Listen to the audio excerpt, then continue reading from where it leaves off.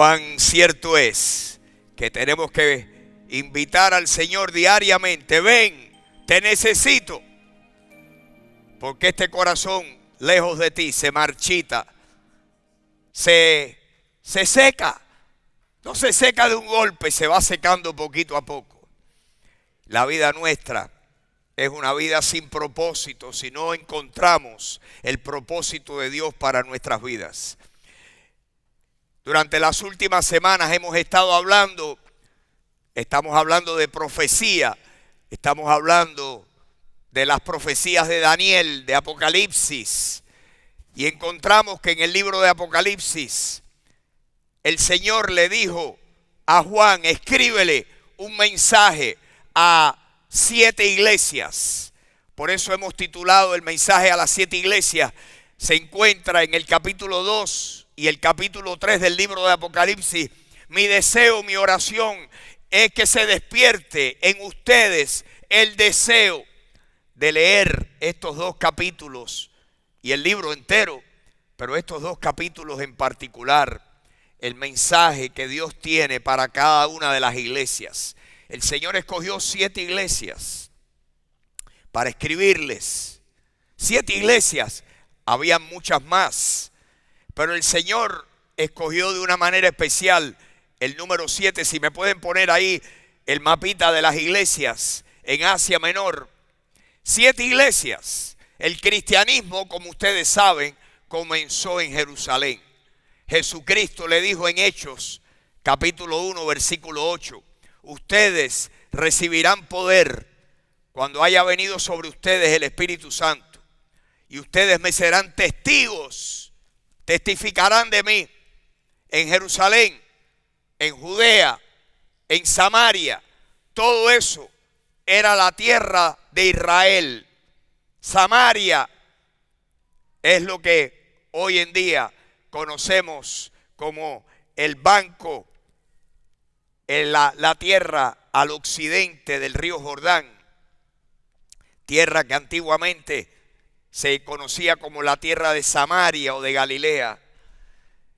Es la tierra de Israel, la tierra santa, pero el Señor dijo, y la tierra santa, aunque no aparece Israel, está aquí en el extremo derecho del mapa, donde termina el azul, el mar Mediterráneo.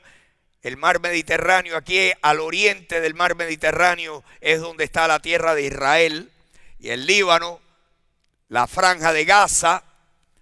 Pero el cristianismo comenzó en Jerusalén, Judea, Samaria. Pero el Señor dijo, quiero que vayan con este mensaje de mi Hijo hasta los confines de la tierra.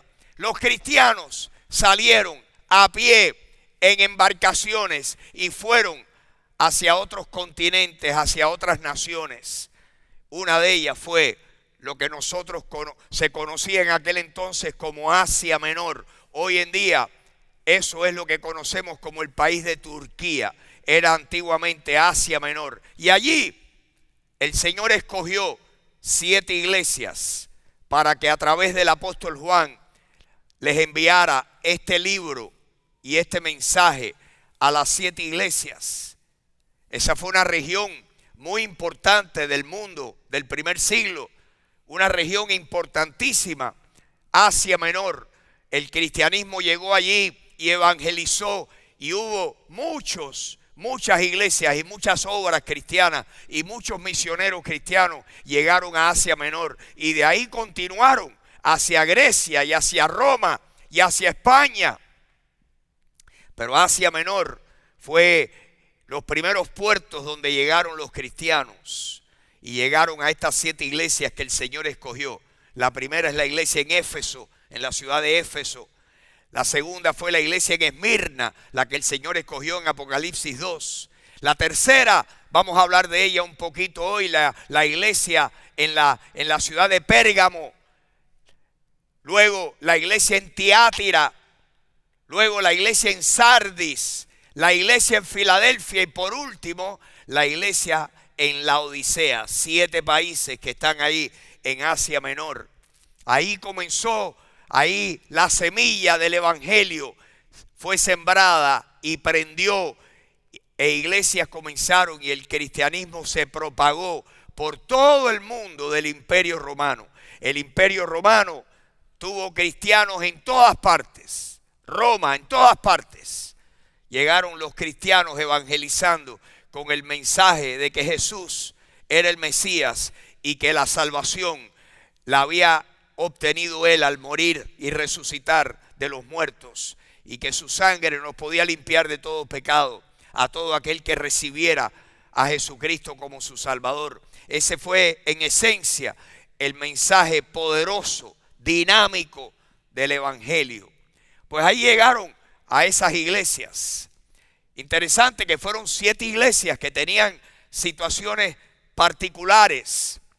Cuando yo leo Apocalipsis 2 o cualquier pasaje de la Biblia, yo aprendí desde hace muchos años que la Biblia se leía de la siguiente manera. Primero, me hago 3 preguntas. La primera es, ¿qué dice este pasaje? Me aseguro de que lo que estoy leyendo lo estoy entendiendo. ¿Qué dice? ¿Qué dice? Lo leo detenidamente un par de veces para entender bien lo que estoy leyendo. Segunda pregunta que me hago, ¿qué es lo que está enseñando este pasaje? Y ahí empezamos a hacer observaciones, ¿qué enseña? Y ahí pidiéndole al Señor que el Señor nos dé entendimiento. Cuando usted lea la Biblia, pídale siempre a Dios: Dios, abre mis ojos para entender las maravillas de tu palabra. Esa fue una oración que se encuentra en el Salmo 119. El salmista, el rey David, le dice a Dios: abre mis ojos para ver las maravillas de tu ley. Y usted y yo necesitamos todavía en el día de hoy pedirle la iluminación de Dios para poder entender lo que leemos. Primera pregunta, ¿qué dice? Segunda pregunta, ¿qué es lo que está enseñando? Tercera pregunta, ¿cómo aplico a mi vida lo que estoy leyendo? ¿Qué aplicación tiene hoy? Porque lo cierto es que lo que usted y yo vamos a leer esta mañana ocurrió ahí hace 2000 años, pero tiene una aplicación para nuestras vidas. Nosotros aprendemos por la aplicación las cosas que Dios le dijo a aquella gente. El Señor nos da a nosotros a aprender de eso y podemos aplicarlo. La Biblia tiene una primera interpretación primaria, pero luego tiene muchas aplicaciones prácticas. Primero, lo que estaba escrito para aquel entonces, qué personas eran, qué estaba pasando, en qué país estaban, de qué nacionalidad eran, quiénes eran los que estaban recibiendo este mensaje. Esa es la interpretación primaria. La aplicación práctica es cómo ahora yo, 20 siglos después, aplico esto a mi vida. Hay un mensaje para ti y para mí. 7 iglesias. Las 7 se parecían a la nuestra. Eran iglesias compuestas por personas como tú y como yo, cristianos que habían recibido al Señor, que estaban caminando con el Señor, pero tenían deficiencias.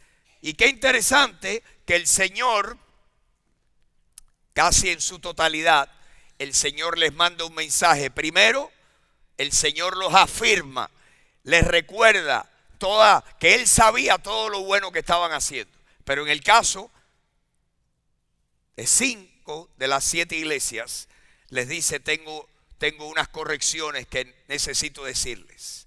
Dios siempre quiere corregirnos. ¿Para qué? Para mejorarnos.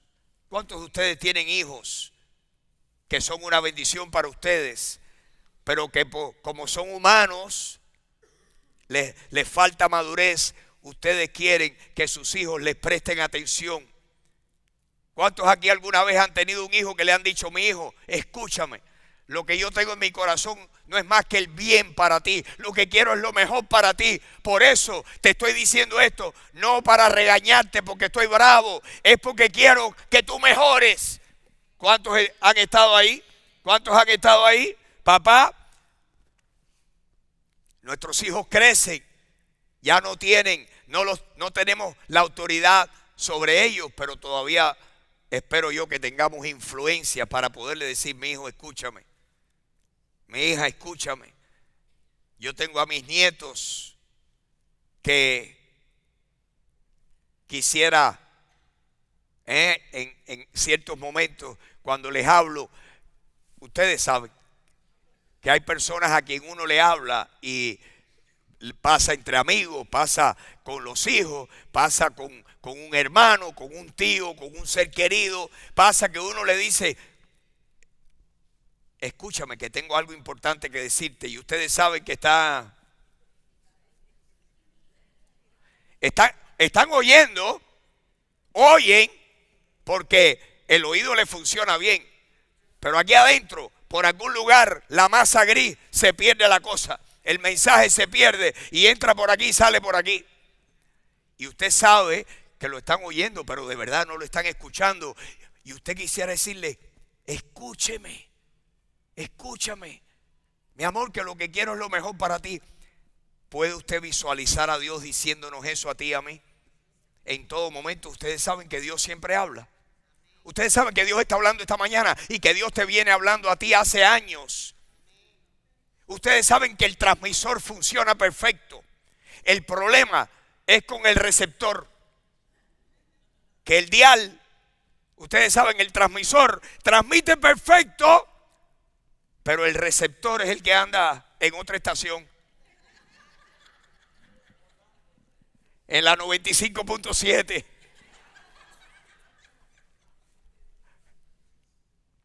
Andamos en la bobería, entretenidos en las cosas que nos interesan a nosotros, y nos perdemos la bendición de Dios, nos perdemos la instrucción de Dios. Ustedes saben que a las 7 iglesias de Asia, un mensaje que el Señor le mandó por igual a todas, les dijo: el que tiene oídos para oír, oiga lo que el Espíritu le dice a las iglesias. O sea que los que leyeron aquello, al terminar de cada mensaje decía: el que tiene oídos para oír, oiga lo que el Espíritu dice a las iglesias. En otras palabras, lo que usted va a leer hoy no es Freddy, es el Espíritu Santo hablándole a usted, hablándome a mí también. Aquí estamos todos en las mismas, y yo tengo orejas, pero Dios quiere que yo sea un oidor atento, porque Dios quiere que de oidor yo pase a ser un hacedor. Dios quiere que oigamos la verdad dicha por Él, para que usted y yo digamos: claro, Dios, voy a entrar en el plan tuyo, voy a entrar en tu plan, voy a dejar que tú modifiques mi vida. ¿Cuántos saben aquí que Dios quiere modificar nuestras vidas? Para el bien, para el bien, para el bien. Dios quiere modificarnos, Dios quiere mejorarnos. La mayor posibilidad que tú y yo tenemos esta mañana, hoy 19 de noviembre del año 2023, la mayor posibilidad que existe para nosotros es que con la ayuda del Señor todos podemos mejorar. Todos podemos mejorar, todos podemos ser mejores cristianos, todos podemos oír la voz de Dios.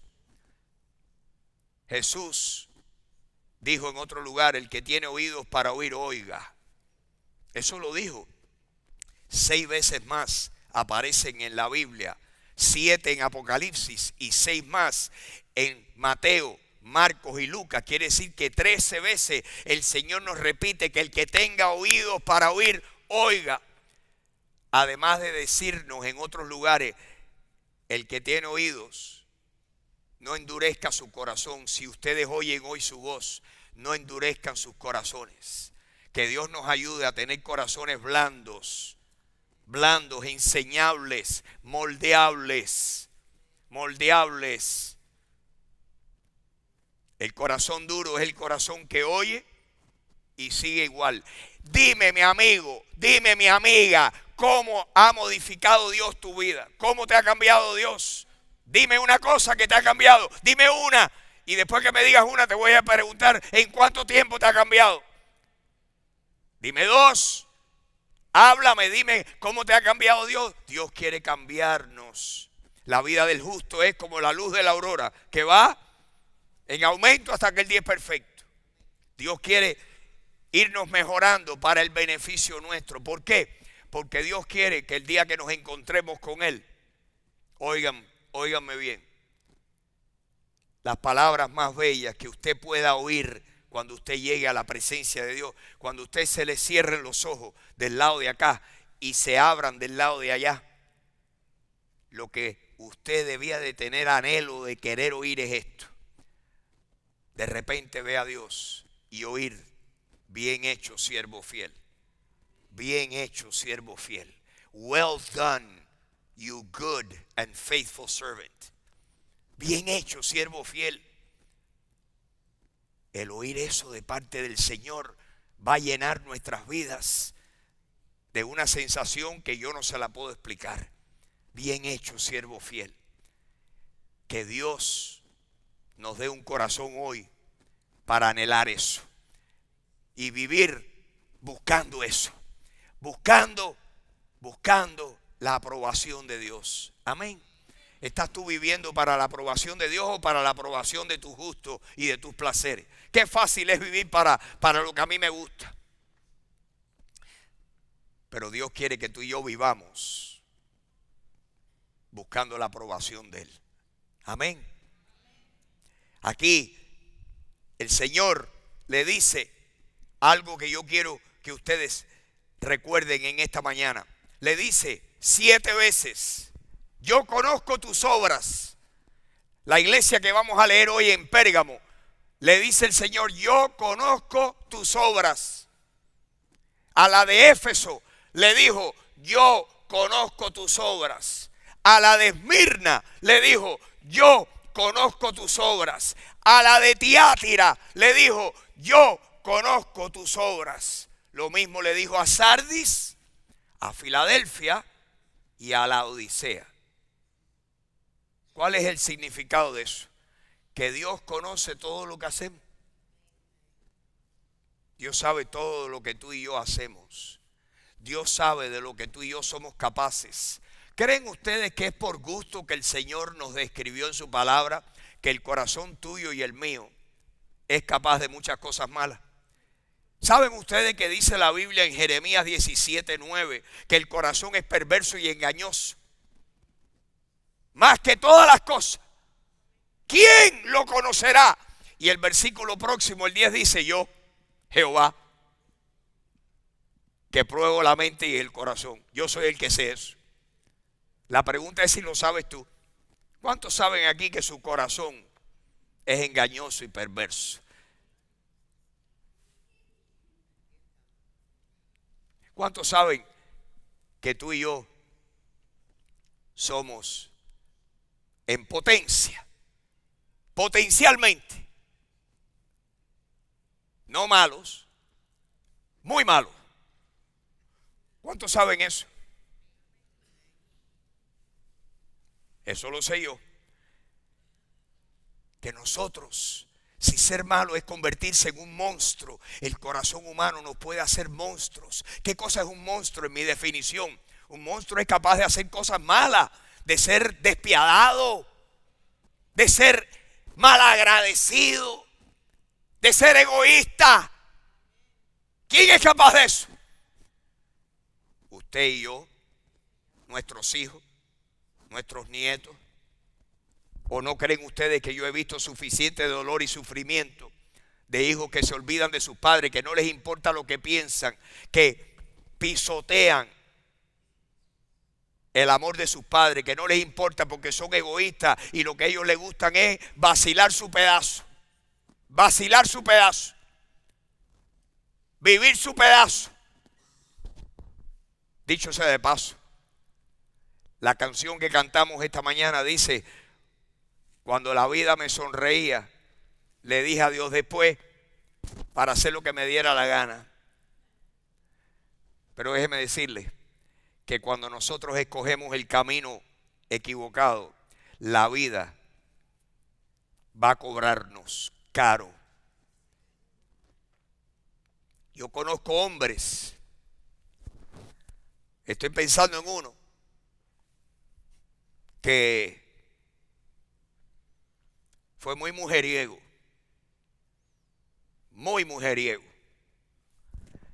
pero llegó anciano y no había ni una vieja con pellejo que se fijara en él. Y entonces me dijo a mí: qué triste, su vida estaba desolada Y yo le decía, pero usted tiene quien lo quiere, quien lo está cuidando. Pero por dentro estaba vacío, porque no supo cultivar con una sola mujer, con la que debía haber cultivado. Los años, cuando pasan, es que no pasan la cuenta. Los años pasan la cuenta. Todo lo que el hombre siembre, eso recoge. Es cuestión de tiempo. Cuando no sembramos y no construimos bien. Un hermano ayer que vino al desayuno me dijo, yo me paso mucho tiempo con mis hijas. Yo le dije, mi hermano, cultiva y siembra ahí, porque eso es la siembra más importante de tu vida. Pon a Dios en primer lugar, a tu familia en segundo, y el resto, lo que tú puedas hacer por la humanidad, en tercer lugar. Aquí no siembra buscando riqueza, demasiado ocupado, sus placeres, y luego, con el andar de los años, los hijos los tratan igual. Ay, papá, es que no tengo tiempo. Papá, que no tengo tiempo. Pero mi hijo, ven a verme. No tengo tiempo. Es dura la vida. Mis hermanos, mejor que seamos muy conscientes hoy y que dejemos que Dios nos cambie. Que Dios nos cambie. Pídale a Dios en esta mañana, Dios cámbiame, porque Dios conoce todo lo que hacemos como cristianos. Yo quisiera leerles la letra de una canción que la hemos cantado muchas veces. Este compositor, cantante, se llama Marcos Witt. Marcos Witt ha sido grandemente usado en el mundo entero por el Señor. Marcos Witt es un muchachito norteamericano cuyos padres norteamericanos se fueron de misioneros para México. Y él se crió en México y habla español como un mexicano, pues. Pero sus padres perdieron la vida en el campo misionero y él quedó huérfano porque sus padres perdieron la vida en el campo misionero. Y ese muchacho se ha convertido en un instrumento de Dios. Tiene muchas canciones hermosas, especiales. Una de mis favoritas es una que se titula Tu mirada, tu mirada. ¿Cuántos saben que Dios te está mirando hoy? Dios te está mirando. Tú piensas que tú estás aquí y estás inconsciente de Dios. Eso es porque tu corazón está lejos y duro. Y pobre de ti, me da tristeza tu caso, si ese es tu caso. Tu mirada, dice Marcos Witt, se siente y compone y dice, tus ojos revelan que yo nada puedo esconder, que no soy nada sin ti, oh fiel Señor. Todo lo sabes de mí. Cuando miras el corazón, todo lo puedes ver muy dentro de mí. Ese hombre está así, mire. Sabe que es imposible ocultarle a Dios nada. Y entonces cambia de esa confesión y le hace una petición a Dios y le dice, lleva mi vida a una sola verdad, que cuando me miras nada puedo ocultar. Llévame ahí, Señor. Sé que es tu fidelidad que lleva mi vida más allá de lo que puedo imaginar. ¿Cuántos saben eso esta mañana? Que solo Dios te puede llevar lejos, que tú y yo somos y llegamos a aquello que Dios nos permita llegar por su gracia, porque Dios es bueno. Que todo lo bueno que pasa en nuestras vidas se lo debemos a Dios primero y a las personas que Dios pone en nuestro camino para llevarnos más allá.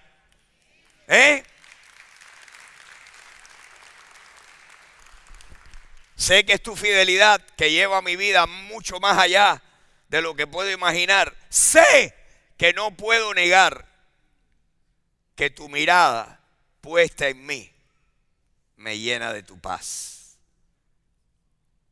este mensaje dicho diferente fue lo que acabamos de cantar. Que Dios quiere y puede. Dios nos conoce.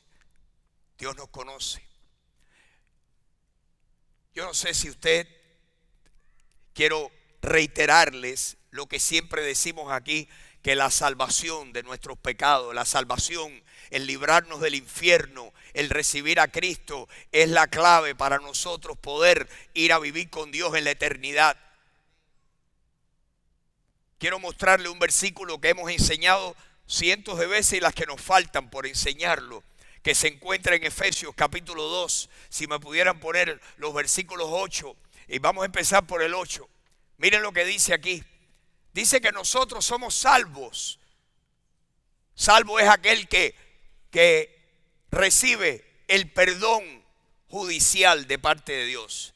Que Dios dicta sentencia y dice, te perdono. Dice que por gracia, por la gracia de Dios, por el favor inmerecido de Dios, somos salvos por medio de nuestra fe puesta en Cristo, porque Cristo fue el justo que murió por los injustos para perdonar nuestros pecados y que por esa razón Dios pudiera perdonar a los pecadores.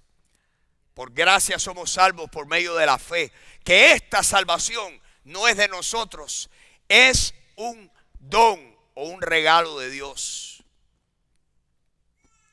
Que la salvación, miren lo que dice el próximo versículo, que no es por obras, para que nadie se gloríe. En otras palabras, nadie va a llegar al cielo y le va a decir, San Pedro, ábreme las puertas. ¿Por qué te debo dejar yo entrar? Muchacho, yo hice tantas cosas por Dios allá en mi vida. No, el que llega a las puertas del cielo y toque y le pidan las credenciales, tiene que decir, yo soy un pecador lavado en la sangre del Cordero de Dios. Eso es lo único que abre las puertas. Dice que nadie se salva por obras para que nadie se gloríe. En el cielo no va a haber una sola vanagloria, ni una vanagloria. Toda la gloria se la lleva Jesucristo.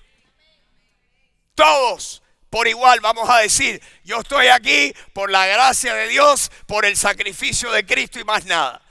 No me merezco estar aquí. Por eso aún nuestras coronas, dice el Señor, que cuando nos encontremos frente a Cristo vamos a echarle nuestras coronas a sus pies.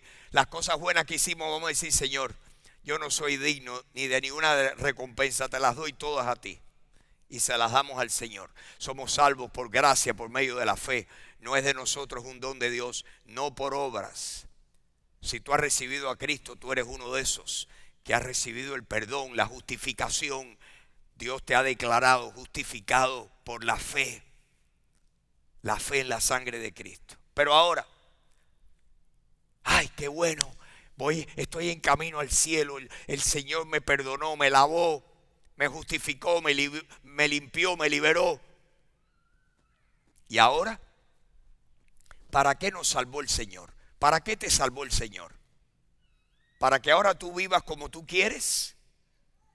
Dios nos salvó para lo siguiente. Versículo 10. Dice que ahora los cristianos somos ¿qué? ¿Hechura de quién? ¿Somos la hechura de quién? Somos la hechura suya. Creados en Cristo Jesús. ¿Para qué? Para buenas obras, las cuales Dios preparó, ¿desde cuándo? De antemano, para que nosotros las encontráramos y dijéramos, por aquí es que voy, y encontráramos el camino del Señor. Dios nos salvó no por obra, pero sí nos salvó para buenas obras. Tú y yo, si vamos a hacer la voluntad de Dios, tenemos que decir, Señor, me perdonaste, me salvaste, me limpiaste, Señor. Y ahora, Señor, ¿qué quieres de mí? ¿Qué quieres de mí? ¿Qué quieres que haga yo? Y que nosotros empecemos ese caminar con el Señor. que va progresando y va aumentando en nuestras vidas, y vamos dejando que Dios cambie nuestras vidas, que Dios vaya modificando nuestra conducta, nuestras actitudes, nuestro corazón. Donde había vanidad, que haya humildad; donde había rencor, que haya amor; donde había venganza, que haya perdón. ¿No es eso, mis hermanos, lo que Dios quiere de ti y de mí? Que tú y yo utilicemos los dones que tenemos para servir a otros. Esa es la voluntad de Dios para tu vida y la mía. Y este mensajito, yo conozco tus obras, es un tremendo recordatorio en esta mañana. Dios te conoce. No es que Dios te conoce porque te quiere destruir. Dios te conoce porque quiere que tú sepas que tu vida está abierta, está descubierta ante sus ojos. Y Dios lo que quiere es que tú y yo le digamos: Señor, tómame, tómame. Forja el plan que tú tienes para mi vida, Dios. Tu mirada, Señor, quiero que tu mirada me guíe, que tu mirada me motive. A ver, les cuento esto. Ya yo duermo pocas horas de noche. Me despierto y me cuesta trabajo volver a conciliar el sueño. Y anoche me levanté de madrugada y dije: bueno, ¿qué voy a hacer? Voy a orar. Voy a orar para que me vuelva el sueño. Me puse a orar y me puse a decirle al Señor: Señor, yo te quiero creer para más cosas, para mayores cosas en mi vida. Señor, yo te quiero temer. Yo te quiero creer para cosas grandes. Yo te quiero obedecer. Dios quiere que tú ores lo mismo, mi hermano. Dios quiere que todos oremos eso. Que le pidamos al Señor: Señor, mejórame, cámbiame, supérame. Señor, líbrame de mí mismo. Tu peor enemigo no es el diablo. Tu peor enemigo eres tú, tu corazón duro, tu voluntad inquebrantada, tu voluntad de que yo voy a hacer lo que yo quiera y tener tú el dial en otra estación que no sea la de Dios. Que Dios nos libre. Yo conozco tus obras, le dijo el Señor a la iglesia en Pérgamo. Quiero leer lo que dice aquí en Apocalipsis capítulo 12, Apocalipsis capítulo 2, versículo 12. Miren esto. Escríbele, le dice el Señor a Juan, escríbele al ángel de la iglesia en Pérgamo. Quiero decirles algo interesantísimo de Pérgamo antes de leer los 4 o 5 versículos que vamos a leer. Pérgamo era una ciudad sumamente peligrosa para vivir en ella por 3 razones. Primero, que la ciudad de Pérgamo era la capital de la región de Asia Menor. Era la capital de la región. ¿Y quién dominaba Asia Menor? El Imperio Romano. Se adueñaron de Asia Menor. Y Pérgamo era la ciudad más importante en toda la región que ustedes vieron hace un momento en el mapa. Pérgamo tenía una estructura, tenía un templo para adorar a César. Acuérdense que para los romanos los césares eran dioses. Y allí había un templo construido para adorar a César, el emperador del imperio. Usted se imagina lo que es usted ser cristiano allí y que todo el mundo tuviera que ir a adorar al emperador y que usted no fuera. ¿Qué usted cree con eso? ¿Qué usted cree que haría el comité de defensa? ¿El círculo bolivariano que usted cree que haría? Se enteraban enseguida la opresión y la posible persecución y el posible encarcelamiento o muerte de usted decir: no, yo no adoro al César. No, yo adoro al Dios invisible, al creador del universo. Hay que ser tremendo, hermanito. Pero eso no es lo único. En Pérgamo había otro templo a otro Dios que los griegos le llamaban Asclepio. Oiga, con ese nombre había que salir corriendo, nada más que el nombre. El dios Asclepio, decían los griegos. Los romanos le decían que era el dios Esculapio.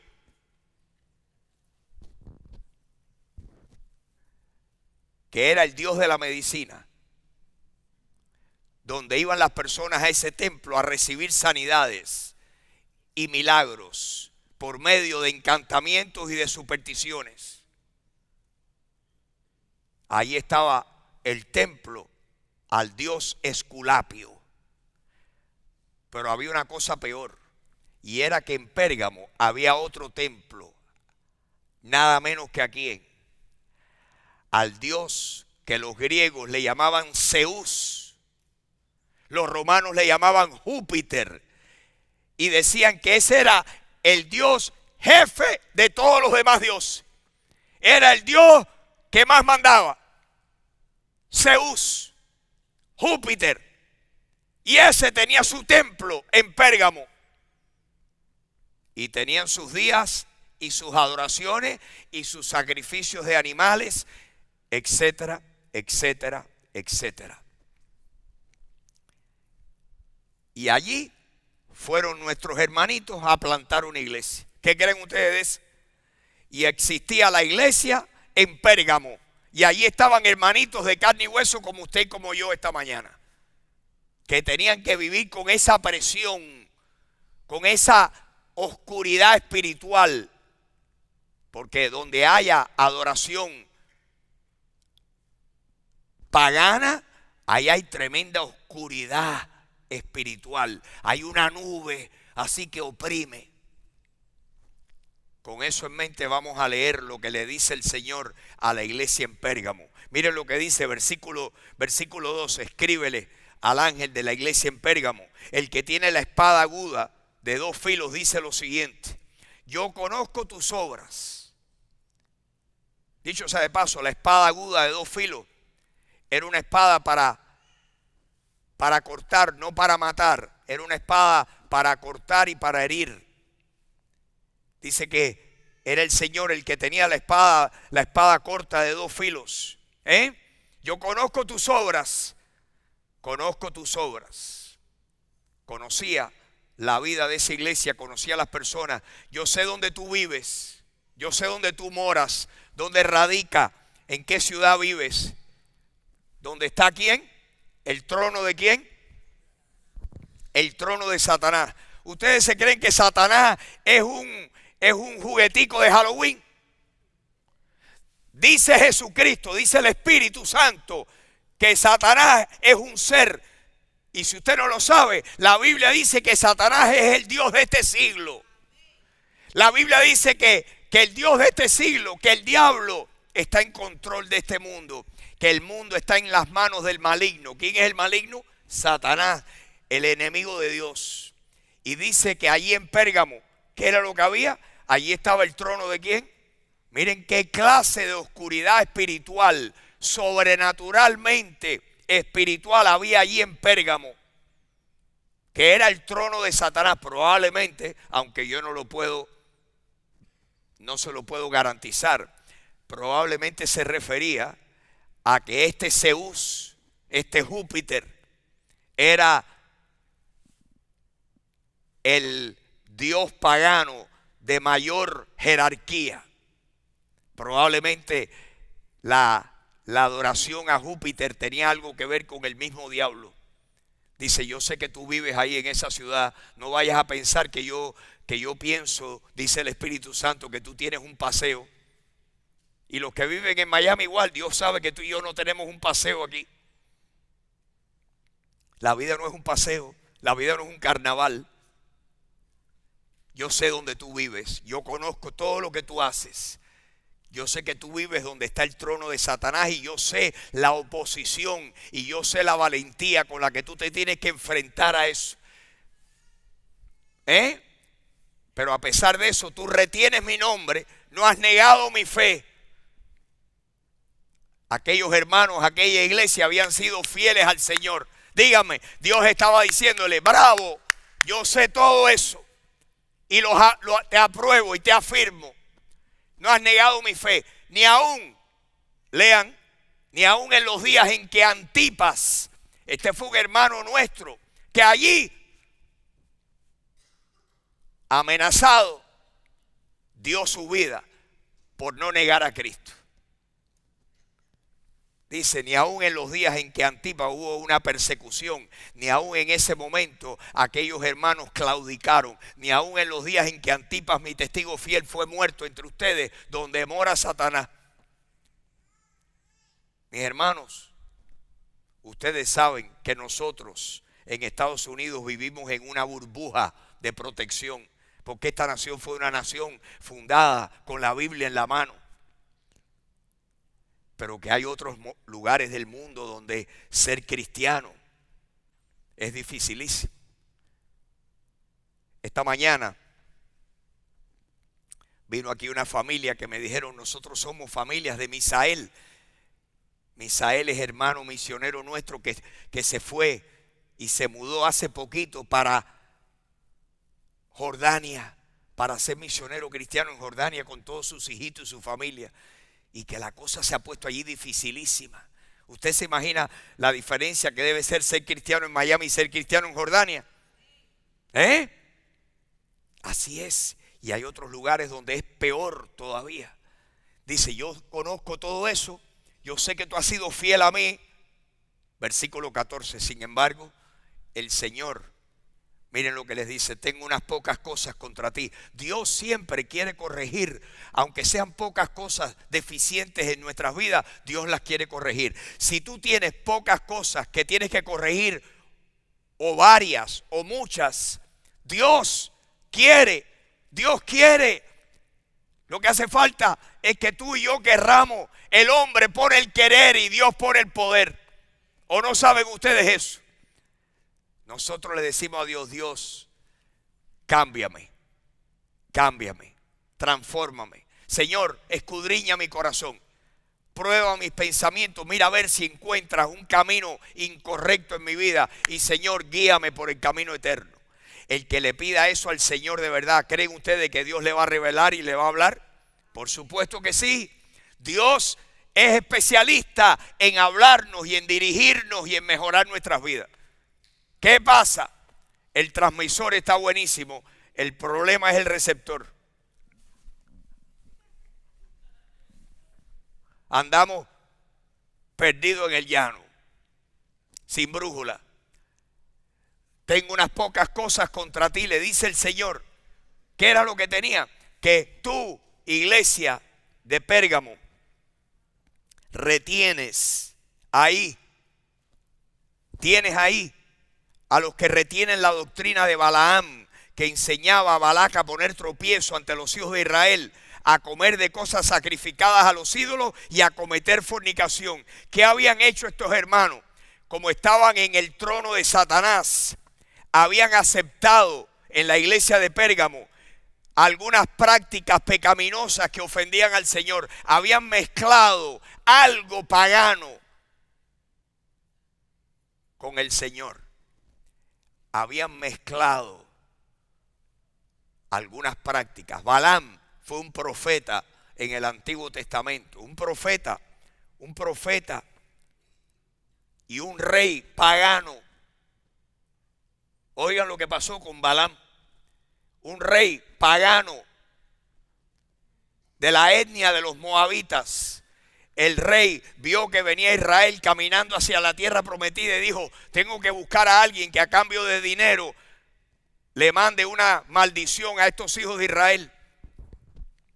Llamó a Balaam y le dijo, Balaam, te voy a dar mucho dinero si tú profieres maldición contra Israel. Y Balaam, con ganas de agarrar el dinero, y Dios le dijo, ni se te ocurra. Y Balaam le dice, Dios no me está permitiendo que yo maldiga al pueblo de Israel que viene caminando y pasando por tu tierra rumbo hacia la tierra prometida. Y miren lo que dice Balaam, le dice al rey Balac, sin embargo, si tú quieres que Dios retire su bendición de Israel, Yo no lo puedo maldecir, pero te voy a dar un consejito. Busca a las muchachitas de Moab, las más salidas del plato, las más sensuales, vístelas bien provocadoramente y ponlas a pintarle mono a los israelíes.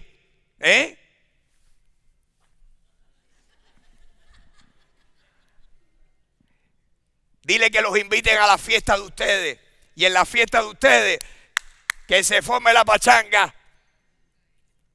La pachanga ya era que las fiestas terminaban en orgías. Y fornicaban. Y Balaam le dice al rey Balac, si tú logras que las moabitas seduzcan a los israelitas, Dios, que ha prohibido todo eso, que ha prohibido tener comunión con costumbres paganas y que Dios ha prohibido la fornicación, si tú logras eso, Dios le retira su bendición. ¿Y qué dijo Balac? Manos a la obra. Y como allí todo el mundo era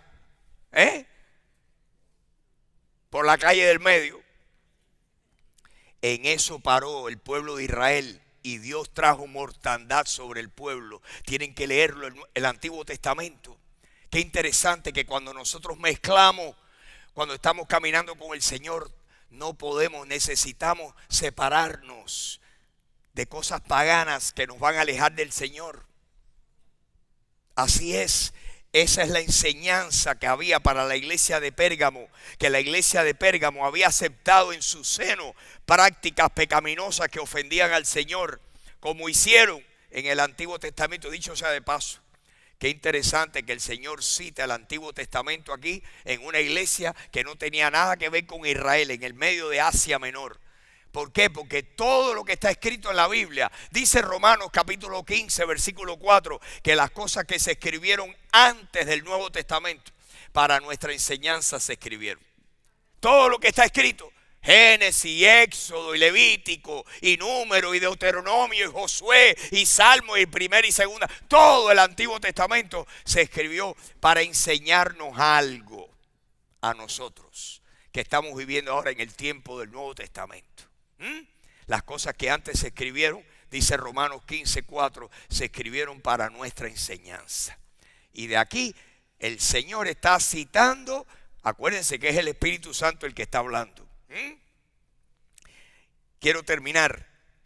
Oigan lo que dice, versículo 15. También tienes ahí a los que retienen la doctrina de los nicolaítas hasta el día de hoy. Miren si esto era muy local, que hasta el día de hoy nadie, ningún teólogo ha podido entender cuál es la doctrina de los nicolaítas. Porque para poder reconstruir perfectamente el pasado, eso es imposible. Habría que transportarse en una máquina de tiempo y vivir en aquel entonces. Como eso no se puede hacer, nadie puede reconstruir perfectamente todo lo que pasó.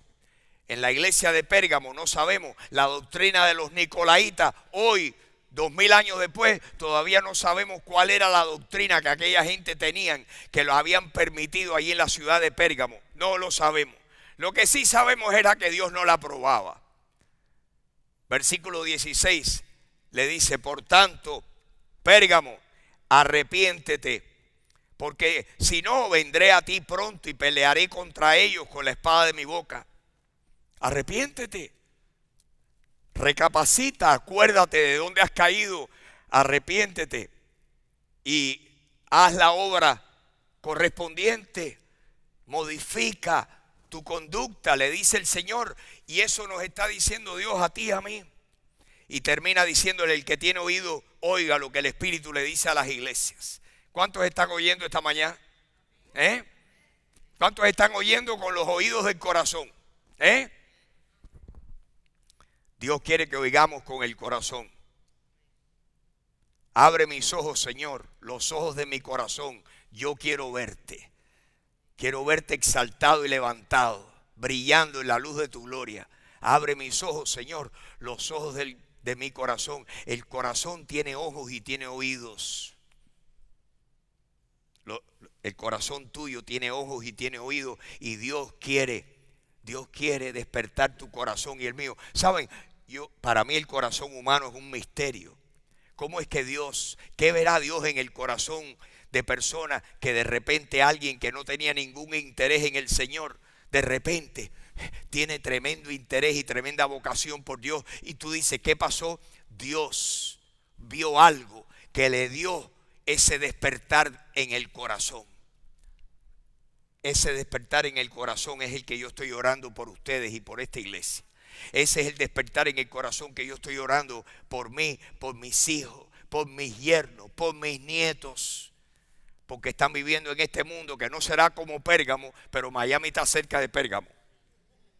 No es Pérgamo exactamente, pero aquí está la candela que arde. Y están mis nietos que yo le digo, fulano, y me pongo a hablar.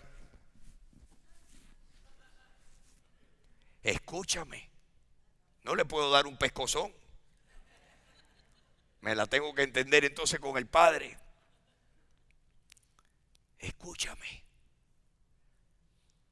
Qué interesante que el Señor en Proverbios 23 le dijo a Salomón, escríbele a mis hijos así.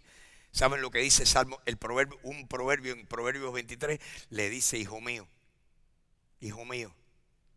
dame tu corazón y miren tus ojos por mis caminos.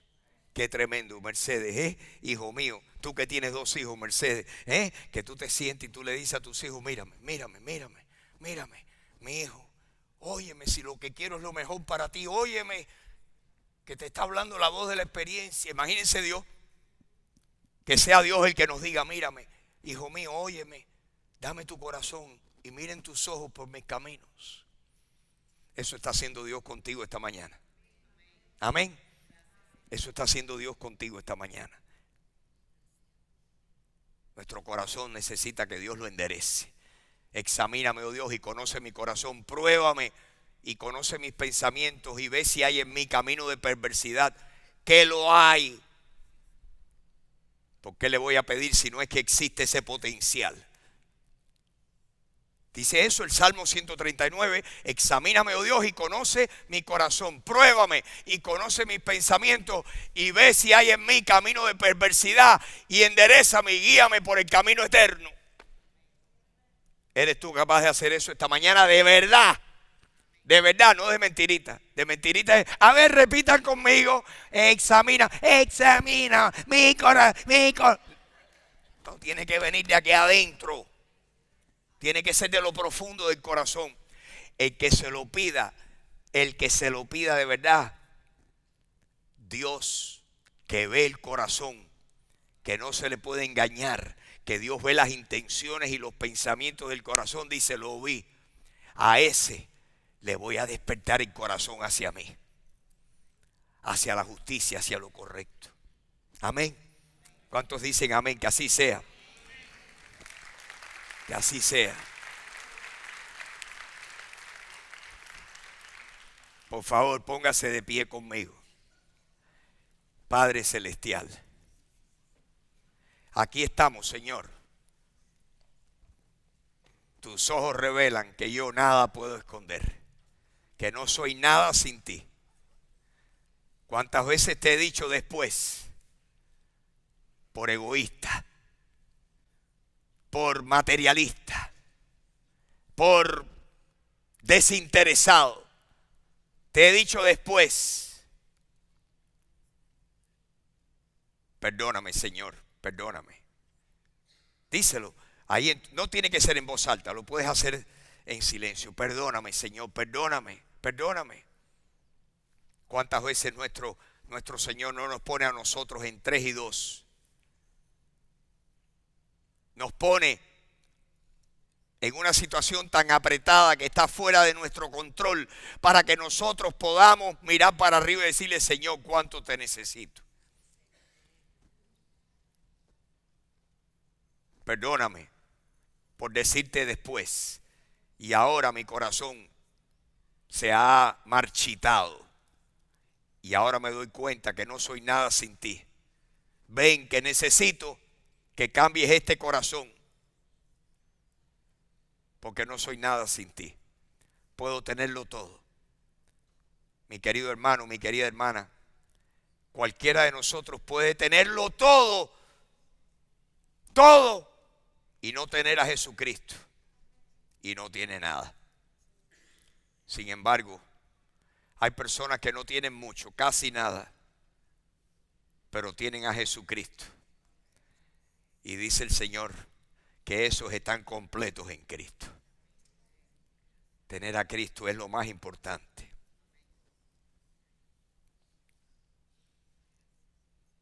Señor, míranos.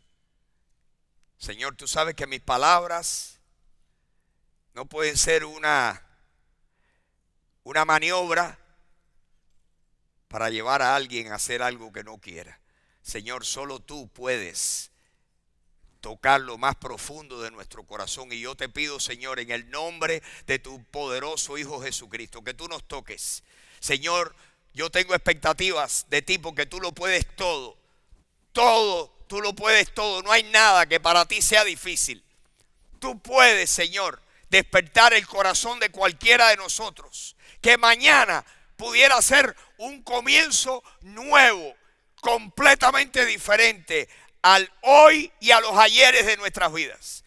Tú puedes hacer eso, Señor. Para ti no hay nada difícil. Tú eres el Dios de lo imposible y esta mañana te creemos. ¿Cuántos creen eso? Que para Dios no hay nada difícil. Dios nada es difícil. Mis hermanos, Dios, nada es difícil. Esa persona que está aquí, que está orando, que ese ser querido sea tocado por el Señor y que Dios le cambie su manera de entender las cosas. Mi hermano y mi hermana, pídele a Dios que Dios tiene poder para hacer eso cuando tú menos te lo imaginas. Créele, créele. Hable a la montaña de cuán grande es tu Dios. Dios es más grande que tu montaña. Dios es más grande que ese imposible, que ese humanamente imposible. Dios es más grande que eso. Vamos a hablarle a nuestras montañas del Dios tan grande que tenemos. Amén. Padre, esta mañana te pedimos, cámbianos. Que la montaña más grande está aquí adentro en el pecho debajo del costillar nuestro. Cámbianos, transfórmanos.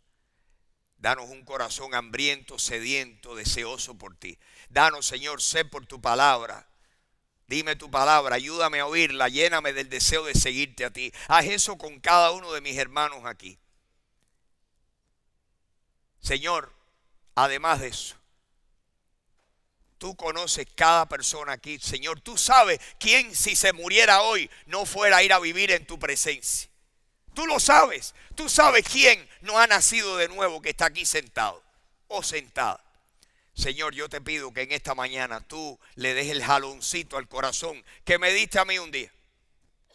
Que sin nadie decirme nada, aquel mensaje de un desconocido me dio el jalón. Ese jalón vino de ti, Señor. Tú eres quien das el jalón en el corazón. Y Señor, si hay alguien aquí en esa situación, te pido que en esta mañana tú, Señor, le hables a su corazón y le muestres que sin Cristo, si no ha nacido de nuevo y no ha recibido a Jesucristo, no puede entrar al reino de Dios. Y mi amigo, mi amiga, el Señor te ama. Dios te ama, Dios nos ama a todos. No en balde la Biblia dice, porque de tal manera amó Dios al mundo, a la humanidad. Dios te ama, Dios nos ama a todos por igual. Dio a su Hijo único para poder pagar todos los defectos que tú y yo tenemos. Tenemos muchos defectos, pero Jesucristo murió y los pagó todos. Murió, derramó su sangre, lo enterraron. Al tercer día resucitó, dejó la cuenta saldada, pagada. Compró nuestro perdón. Lo que hace falta es que tú lo aceptes porque Dios el Padre te lo está ofreciendo. Y te dice, el que tenga sed, venga y beba del agua que yo le doy. ¿Eres tú capaz de venir y decirle, Jesús, yo creo en ti? Yo acepto ese regalo que tú me das, el regalo del perdón, el regalo de la vida eterna, yo lo acepto de tus manos. Puedes decirle tú al Señor ahí en tu corazón: Jesús, yo te recibo como mi Salvador. Yo acepto tu muerte y resurrección como el pago perfecto por mis pecados. Y te pido ahora que entres en mi vida y me des vida eterna. Quiero comenzar a caminar contigo. Si lo haces de corazón, si crees de todo corazón, Jesucristo está dentro de ti. Él te recibe. Yo le pido a Dios que si nunca lo has hecho, hazlo hoy. Quiero tener un hermano o una hermana más. Y quiero que te sientas así, bienvenido a la familia de Dios. Señor, te damos gracias. Porque, Señor, la salvación depende única y exclusivamente de ti. Somos salvos por tu gracia, por medio de la fe en Cristo. No es de nosotros, un regalo de Dios. No es por obra para que nadie se gloríe. Gracias por eso. Esta mañana te damos gracias, Señor. Te damos gracias porque en algunas cosas nos podemos parecer a Éfeso. En otras nos podemos parecer a Pérgamo. En otras nos podemos parecer a Sardis o a la Odisea. Señor, donde sea, queremos pedirte que tú nos mejores. Señor, te pedimos esta mañana que tú modifiques nuestras vidas para bien. Que podamos creer que tú eres bueno y que tú tienes buenas cosas en tu corazón para con nosotros. Te pido que todos los que estamos aquí podamos ver ese corazón que tú tienes de hacernos bien, de bendecirnos el resto de nuestros días. Bendice nuestras familias, bendice cada hogar representado aquí. Bendice, Señor, bendice la vida, los trabajos, la salud. Bendícenos, Señor, te lo pedimos. ¿Cuántos están de acuerdo conmigo? ¿Cuántos se lo piden al Señor? Sí, Señor. Te damos gracias y todo esto te lo pedimos en el dulce y bello nombre de Jesucristo. Amén, amén, amén y amén, mis hermanos. Amén, amén. Mis hermanos, gracias por estar aquí. Los que puedan, el miércoles nos vamos a ver en la mañana. Que tengan tremenda semana. Felicidades. Que Dios les bendiga.